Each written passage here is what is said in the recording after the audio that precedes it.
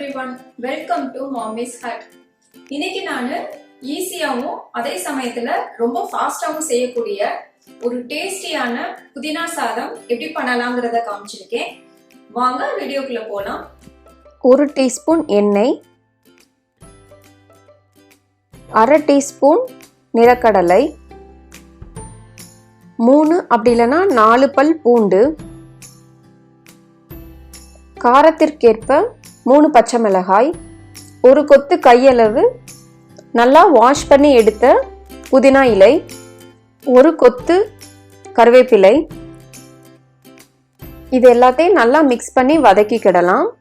நம்ம ரொம்ப நேரம் வதக்கணும்னு தேவை கிடையாது, ஜஸ்ட் ஒரு 2 மினிட்ஸ் வதக்குனா போதும். இப்போ ஸ்டவ்வை ஆஃப் பண்ணி இதை நல்லா ஆற விட்டுறலாம். கொஞ்சமாக தண்ணி சேர்த்து நல்லா திக்காக ஃபைன் பேஸ்ட்டாக அரைச்சி எடுத்துக்கலாம். இந்த மாதிரி நல்லா ஃபைன் பேஸ்ட்டாக இருக்கணும்.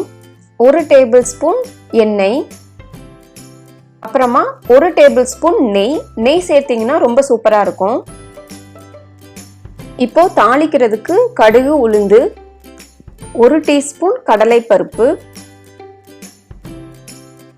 அப்புறமா 1 டீஸ்பூன் சீரகம், 1 வரமிளகாய், 1 கொத்து கருவேப்பிலை இலைகள். இதெல்லாம் நல்லா தாளிச்ச அப்புறமா 1 பெரிய வெங்காயத்தை இந்த மாதிரி நல்லா நீல வாக்குல தின்னா கட் பண்ணி போட்டுக்கோங்க.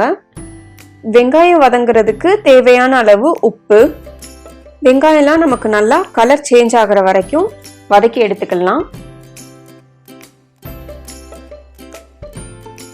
வெங்காயம்லாம் நமக்கு இப்போ நல்லா வதங்கி வந்துட்டு, இப்போ அரைச்சி வச்சிருக்கிற புதினா மிக்ஸை இதில் சேர்த்துக்கலாம்.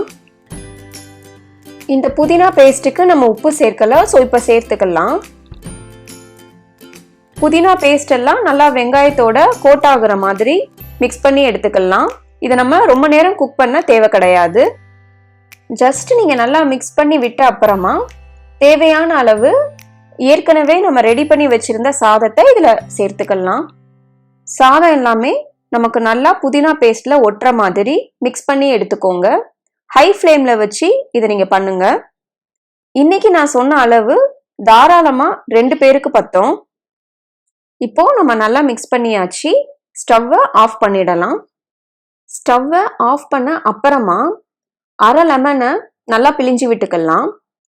இந்த ஸ்டெப்பை ஸ்கிப் பண்ணாதீங்க, ஏன்னா புதினாக்கு லெமன் சேர்த்தீங்கன்னா ரொம்ப நல்லா இருக்கும்.